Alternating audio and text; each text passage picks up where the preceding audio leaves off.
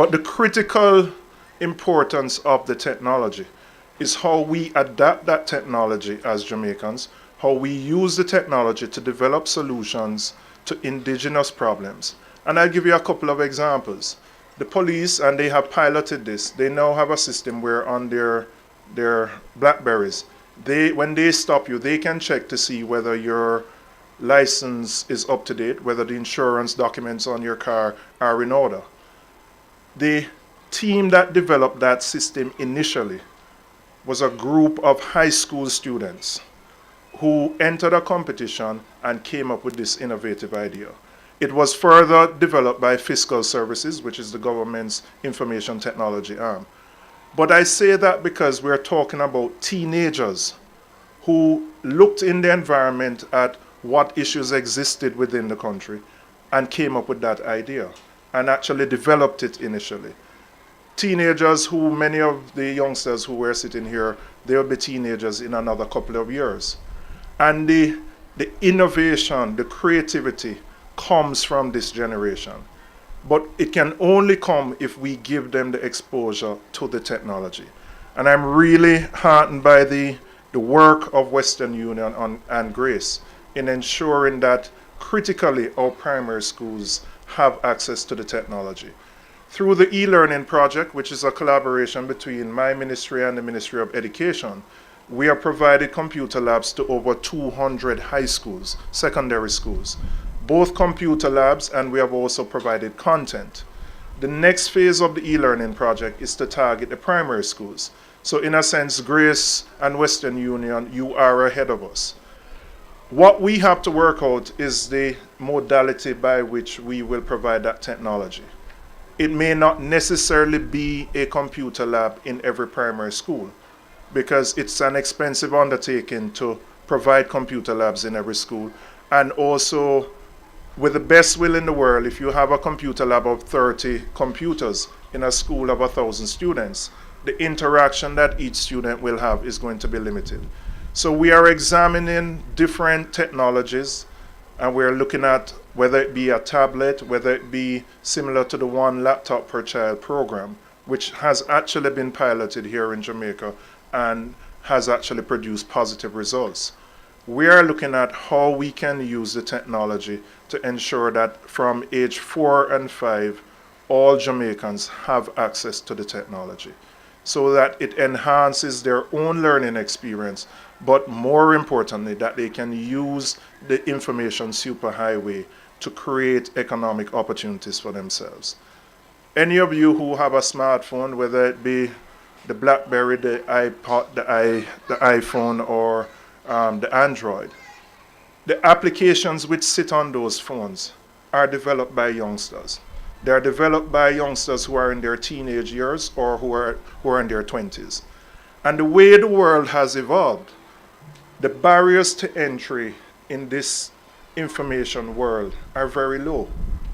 You can sit right here in this computer lab here and develop an application or a solution to a problem. And that solution, if you decide you're going to go with the iPhone, for example, you can work out a deal with the iPhone and you get that solution on your iPhone or your iPad. And you have a worldwide audience. But equally, while the barriers are low, it means the competition is stiff. Because in the same way that you can do it, the youngster sitting in Mumbai, India, or in Russia can do the same thing. But I know we have the creativity and the talent here. All we have to do is provide the tools to allow our youngsters to exploit it.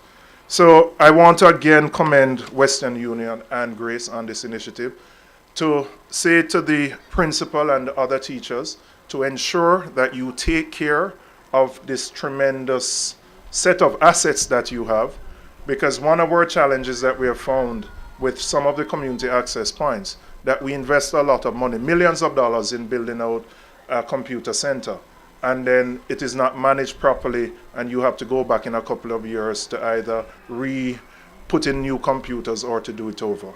So please take advantage of what you have. You are one of a minority of primary schools that has a facility of this nature, and use it to the best of your abilities, and use it in a way that you can enhance your educational opportunities, but to exploit it for economic gain.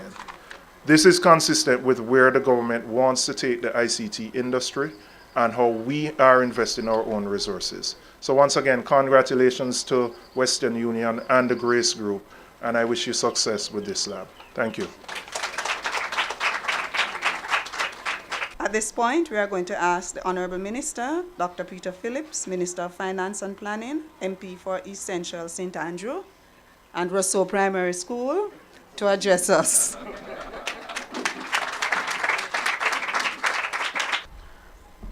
Good morning. I am here this morning as the Member of Parliament for Rousseau Primary. And I'm pleased to be here. And my first task this morning is really to say thanks to GraceKennedy Money Services and to all those who made this particular project possible. And I think you can applaud.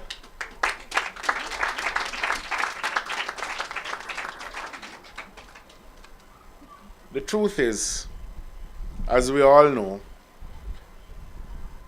the budget from central government is tightly constrained.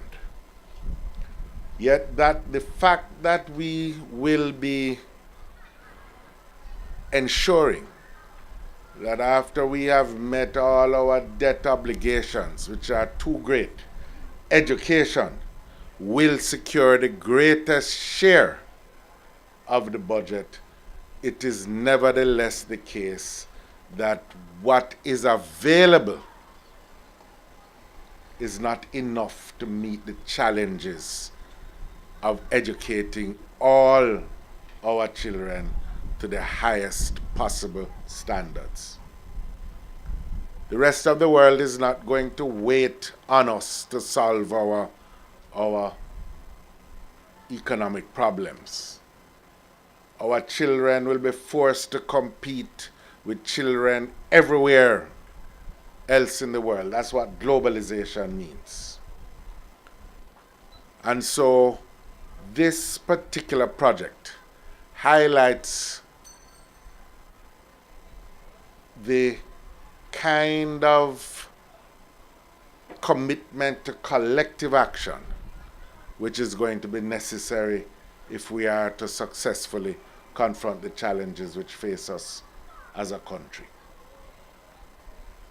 You know, I've often said that the debt is an impediment to our growth. The entire budget, 54% of the budget is spent paying back debt. When you add what we spend on wages, that carries it to 80% of the budget. That means all that we're doing for education, all that we're doing for health, to fix roads, to collect garbage, provide for vehicles and forensic equipment for the police, everything else is from the remaining 20 cents in the dollar. You know, and I know, the children know is not enough. So what it means is that the rest of the community, education essentially has to be seen as the collective responsibility of all of us.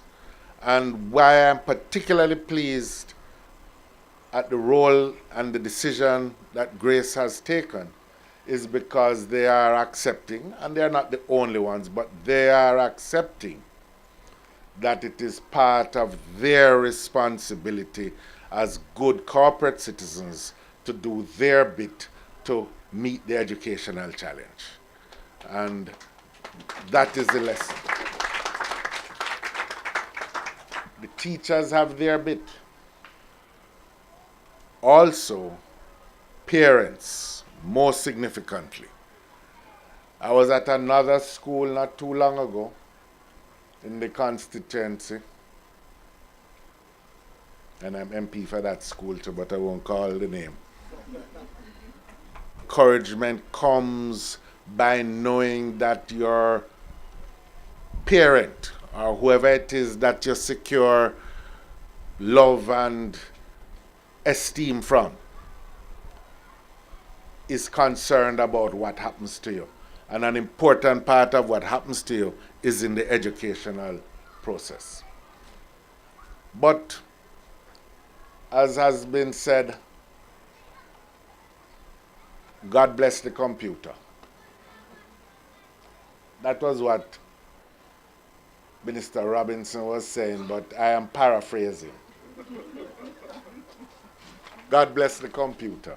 Because one of the amazing things about the computer is that it enables, and the programs they have in reading, writing, reading and mathematics and the sciences, is that you can teach yourself. And I have seen many children get addicted and this is the good kind of addiction. Addicted to learning and discovery just through the computer, till the point that they can't put it down. They can't leave it. And so that is something, and I really want to encourage the school in managing the use of the computer lab to be flexible enough to facilitate the addiction of those who have that addiction to learning. Because you will have opened the door to a future which is never going to close again if you give them the opportunity to explore their imaginations, their own imaginations to the fullest. We are entering into a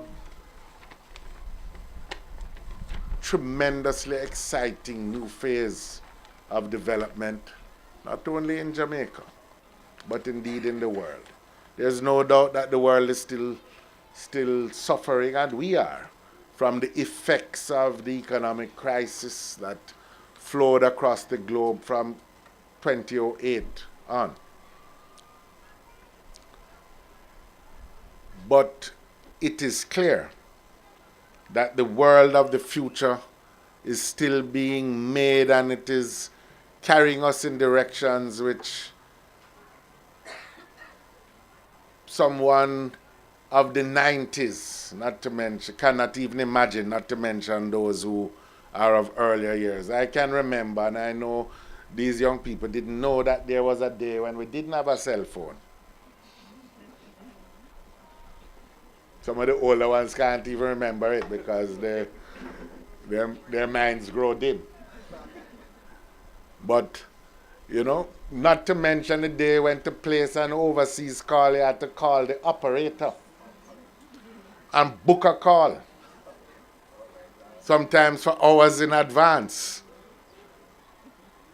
Indeed, not too long ago, when I first became the Member of Parliament for East Central St. Andrew, the major demand, or one of the major demands, was for people to get a phone, telephone.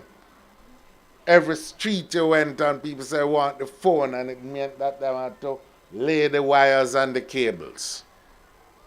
Now, nobody don't ask you for phone. They might ask you for minutes, but not for phone. But the truth is, technology is driving this brave new world of the future. New information-based technologies. The government of Jamaica considers that this is one of the key areas that will provide potential for employment.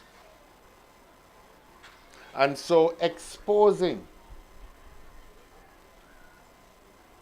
the students of Rousseau Primary to these technologies early on so that it becomes second nature will give them great access to employment possibilities later on. They won't have to learn these things. You know, I remember for myself, I was an adult and discovered that if I was